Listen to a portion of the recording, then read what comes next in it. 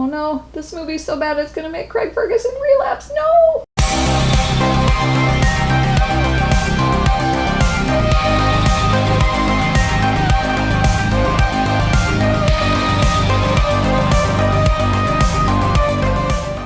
Hi everybody, welcome to Real Rebel.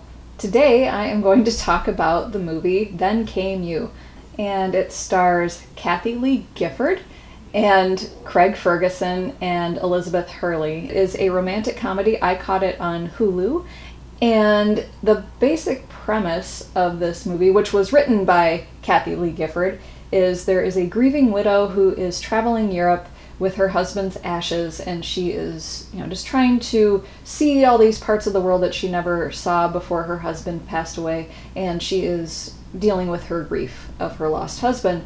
And she is staying at this castle that's owned by Craig Ferguson in Scotland. The main problem of this movie is its character development. We're basically watching some people interact, but there's nothing really given to us below the surface that lets us know who these characters really are in their hearts, and it leaves us with an unfortunately shallow story. In my review of Hustlers, I talked about how to spot a good actor. You can tell how they're feeling without them saying any lines at all. But there's more to it than that. You also need a talented director who knows how to bring those feelings from an actor so that those feelings are projected onto the screen. And this film is not well written, and I don't know exactly if the director was always around, and unfortunately we're left with two people reciting lines, unfortunately. I think that this film was kind of low budget. Not that that's a problem, but at the 35-minute mark, there's just this weird zoom that happens. And at first glance, it looks like maybe it was something like from The Office, like when after Andy Bernard punched his fist through a wall and you get to see Jim Halpert's reaction shot and the camera zooms in on him, or something from Boston Legal or something like that. That kind of adds a little bit of flair to it, but I think that the cameraman just fell asleep on his zoom button on his iPhone camera. I honestly couldn't tell if Kathie Lee Gifford's character was attracted to Craig Ferguson, and likewise. About 75% of the time, they're bickering with each other. Why aren't they flirting? Had they never seen The Late Late Show with Craig Ferguson? He is the master of flirting with people, and he can flirt with anyone. And why aren't they taking advantage of that skill here? It's supposed to be happening, and maybe that's how it was in Kathie Lee Gifford's mind when she was writing it, but none of it is coming through, and these characters talk so much, but they're not given any time to breathe so that we can get to know them. I got a little hopeful in one scene where Kathie Lee Gifford was forced to get up and sing a song that Craig Ferguson's character really hated, and the actual singer was in the bar singing the song and asked someone to come up and help him sing this duet. And I thought, okay, maybe she'll sing this and she'll catch Craig Ferguson's eye and he'll see something in her that he didn't see before. But no, it was a completely missed opportunity where Kathie Lee Gifford is singing at the singer flirtatiously, and Craig is at the bar and he's throwing drinks back and he leaves the bar. That could have been an incredible moment. And what exactly were they going for here? This movie misses the mark on so many levels. And the exposition is really unfortunate. Before we even meet Elizabeth Hurley, there's this character named Gavin. He's a side character. He's the groundskeeper at the castle, and he explains what her motivations are and what Craig Ferguson's motivations are. Oh yeah, I forgot to tell you. Craig Ferguson and Elizabeth Hurley are getting married because we need a little hurdle to get over, and Gavin explains what her character is before she even shows up. So we've already judged her. We don't get to see any of what he's talking about unfold on screen, and that would have been so much more interesting. But unfortunately, after 10 minutes after she shows up, Craig Ferguson dumps her, and it's kind of like, okay, well now we're past that hurdle. Well, now what?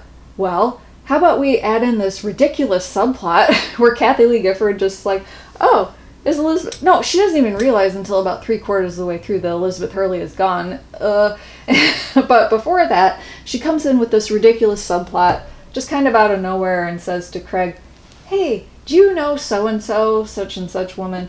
And Craig Ferguson says, oh, yeah, she's my aunt. Why do you ask? And she says, well, I'm looking for my husband's biological mother, because he was adopted, and I think I found his biological mother.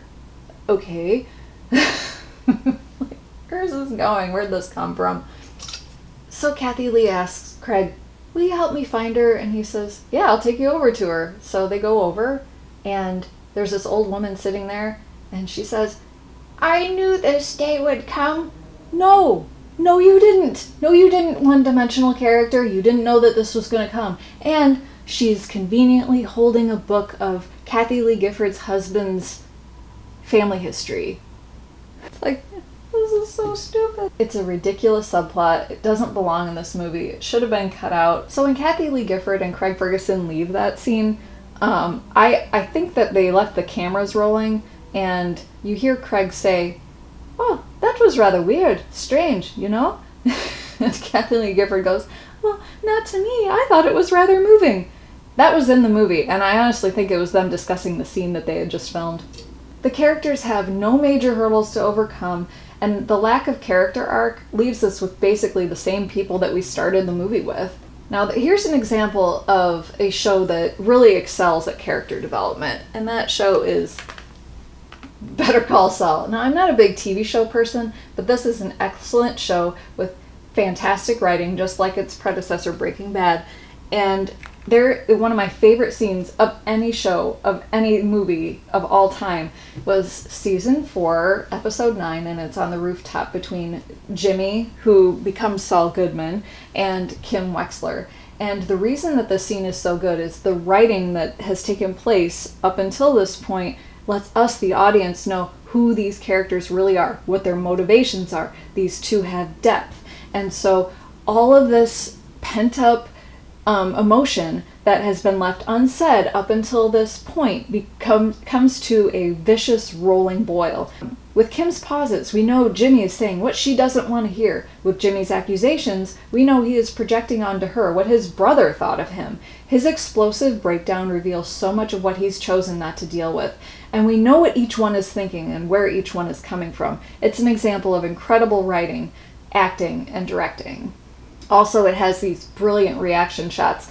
We can see Jimmy, he is telling Kim several things, but we see her reacting to it. This movie, Then Came You, basically, and I looked at it again, I don't think it has hardly any reaction shots. And a reaction shot is like in Dumb and Dumber when Harry and Lloyd put those hot peppers or whatever on the bad guy's burger, and they're waiting for him to eat it, and they're watching him, and so he takes a bite of it, and then, you know, he starts like boiling over, and he's reacting to it and all that. But the reaction shots are Jim Carrey. He starts laughing, and the Jeff Daniels character, you know, he's like, oh my gosh, look what's happening. Without those reaction shots, think of how that scene would be if all you did was see the character blow up from that burger. It wouldn't have nearly the same effect as it does with those reaction shots built in. And this movie doesn't have any of those. When two people fall in love or develop strong feelings for each other, the sparks fly, and there's chemistry, and there's wanting, and there's passion, and none of that is delivered here, unfortunately.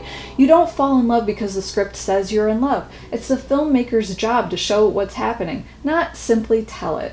You know, I honestly had my doubts when I saw that Kathie Lee Gifford was starring in and had written this film. I've never seen her act before. I've only seen her on a chat show a couple of times. She's good at presenting, and she's good at being a host, like Craig Ferguson. Craig Ferguson is especially fabulous for engaging his audience and bringing them along a fun journey. I know this firsthand because I went to a live taping of his show. My sister is a huge fan of his show, and when she found out I was going to California about, 11, 12 years ago, she said, you have to go see his show. And so I agreed, and it was one of the most fun experiences I've ever had. My face hurt after laughing for 2 hours straight. It was amazing. And I honestly think that he's the best talk show host of all time. He's right up there with Johnny Carson, the king of late night. And that's really giving him the highest praise I can. But as far as acting, I think that there are some things that they both could learn.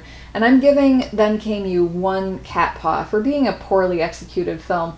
Writing about two widows could be something that's very compelling, but this film lacks in almost every respect. On a positive note, the scenery is absolutely breathtaking, and it makes me want to go to Scotland, like right now. And I commend Kathie Lee Gifford for trying this out. It's not easy. I've written a film script or two myself, and it's more difficult than you'd think. And my scripts really aren't that good either. And my suggestion to her is to study how to write a picture and try again. If you're really passionate about it, just keep trying. I'd love to see Craig Ferguson in more movies. And I think he could have some natural talent, but every actor needs a good script and they need a good director. Without that, you get this, unfortunately. Thanks for watching. I hope you enjoyed this. Bye!